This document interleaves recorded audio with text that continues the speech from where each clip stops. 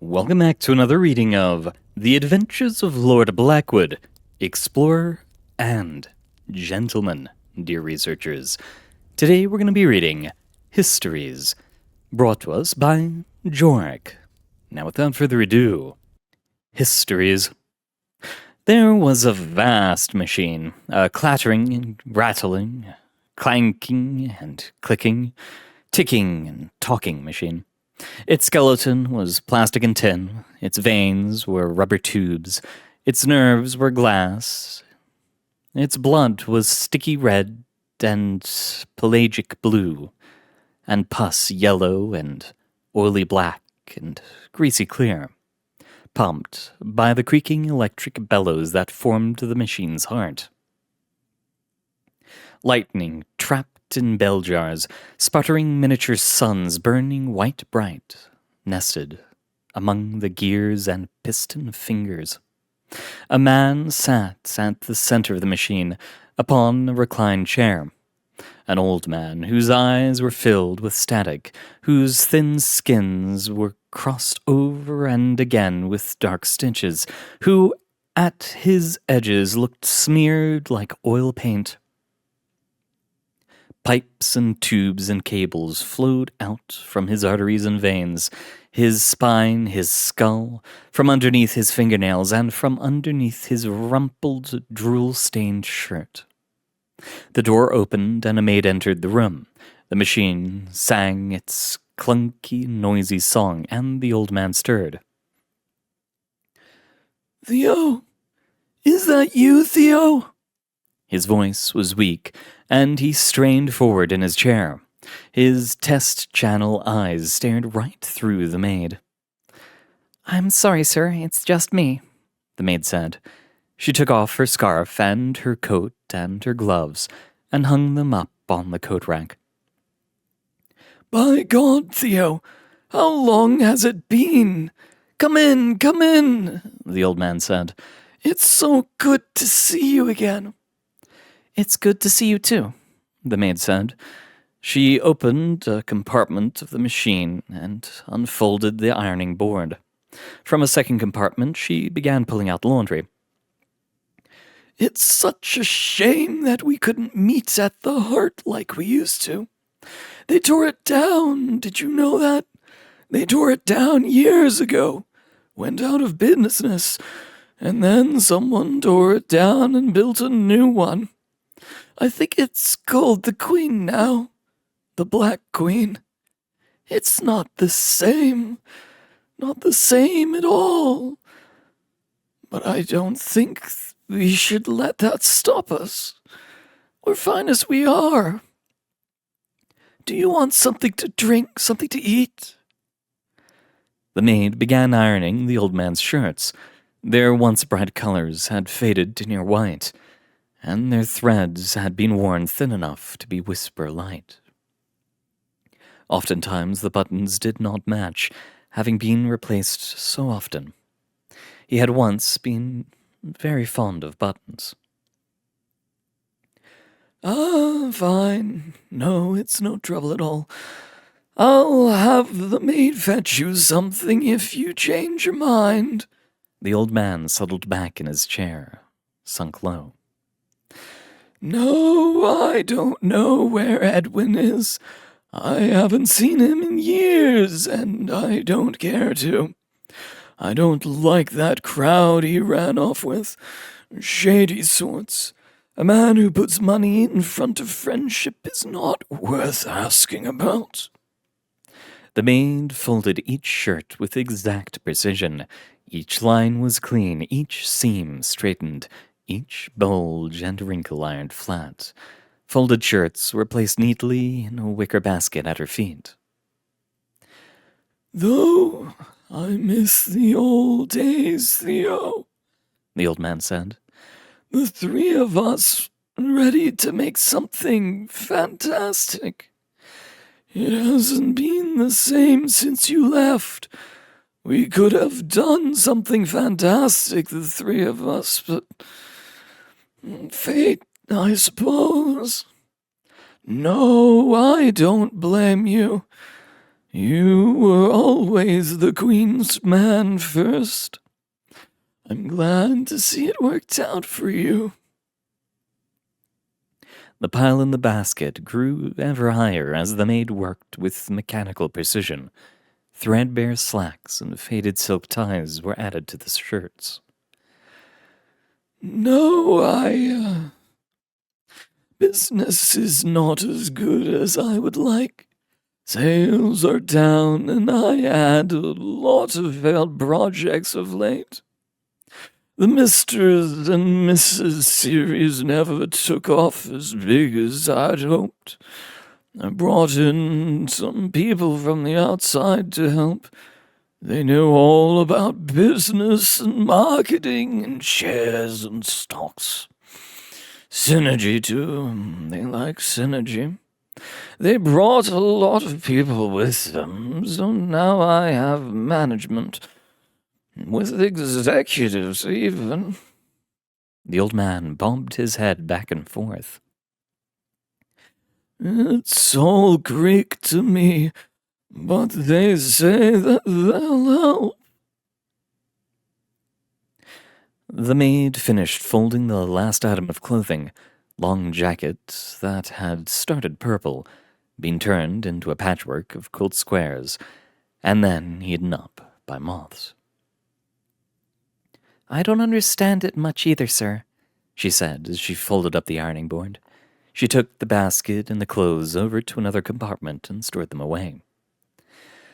They claim it's not actually magic, but I don't believe them.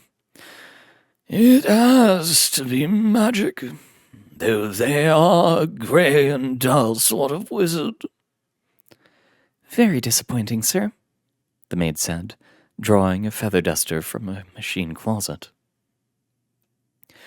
I wish there was another way, Theo, but Red's dead. I had to put him down. He wasn't right in the head, just like all the others.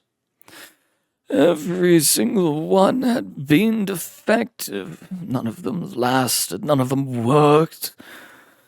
But the old man's eyes brightened for a moment, and he looked to have a stirring of pride in his heart. I have a daughter now, Theo. A beautiful little baby girl. I made her special, more so than any of the others. But the old man's face furrowed. I think she's defective, too. I think she is. She was supposed to have everything all up in her head, but there's nothing there. She's a beautiful, wonderful child, but she doesn't have the stuff. None of it at all. The maid dusted off a shelf of tin machine men soldiers, aged veterans all, who had traded their long and distinguished tours of service for the quiet, forgotten gloom. I don't know if I have the stuff anymore either. I can feel them all inside my head, but I can't think them. As if those parts of my mind are made out of clay. I try to bring them back to light the fires back up, but nothing works. My other me's are as good as dead. After all that trouble finding them, working with them, picking them apart to find out what made us all tick. Nothing. Nothing, nothing, nothing. The maid swept up the crumbs that covered the coffee table so that the black carbon bits wouldn't attract clockwork mice. All I wanted to do is make toys, Theo, to make people happy. Toys help make life better, and people deserve better lives than what they have. That's all I wanted. But all I have is a failing company and a daughter who is stuck in her own imagination. She was going to make things right, Theo. She was going to make things right. Where I'd failed, where Red had failed, where all the others had failed, she was going to make things right. The old man stared out into the dim room, at the machinery that was his home. She'll have the company, but what good is that? She's going to be devoured. You've seen what they're like out there. All the factories in the world just eating and eating forever until there's no word left. The machine's choked notes and flickering fires filled the silence. She was supposed to beat them. The old man's voice was on edge now. She was going to beat them, Theo. She was going to burn that damnable factory down to the ground. The old man leaned forward as far as he could, holding out a shaky arm. An iron manacle and a single link of chain hung on his skinny wrist. Do you see this, Theo? He shook his arm at the maid, his voice rising in pitch. I was chained to my desk. I saw children born to mothers on the assembly lines and thrown into the furnace. I saw machines greased with blood, porridge made out of their bone meal. The factories devour, Theo, and they will eat the sun. I cut myself free. I was free. But I never escaped. The World's Fair, the new name, the new toys, none of that helped. None of that helped. The old man was screaming now, waving his blistered wrist about in the air. Tears poured down his wrinkled face. The factories are still devouring, Theo. We are feeding humanity into the furnace. What good is a toy maker when coffins come in child sizes? Why do coffins come in child sizes, Theo? Children die sometimes, the maid said. No, wrong, all wrong. I will not stand for it. No more, not again. No more child-sized coffins, none. I'm Dr. Wondertainment. I'm Dr. Wondertainment. I'm Dr. Goddamn Wondertainment. No factory, no Edward Dark, not even death itself is going to stop me. The old man sobbed, his wheezing breath choking in his throat. But I can't do it. I can't do it, Theo. Coffins come in child sizes and I can't do anything about it. I can only make toys and my toys aren't good enough. I can't save them. I can't save my company. I can't even save my daughter. His voice trailed off. He slumped back in his chair and was silent and still. The maid drew an object from a cabinet and walked over to the old man on his chair. He noticed her this time, perking his head up just slightly. Ah, there you are, dear. Have you met Theo? He should be around here. I think he's using the toilet. I'm afraid Lord Theodore has to leave now, sir, the maid said. Oh, does he? A shame, a shame. You were having such a good time. We'll make sure to tell him to visit again. I will, sir. You've been such a help for all these years. I'm sad to send you off, but send you off I must. There's nothing left for you here.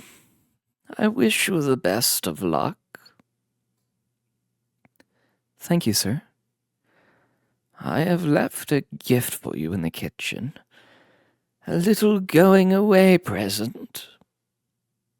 Thank you, sir. The maid hovered there at the old man's side for a moment longer.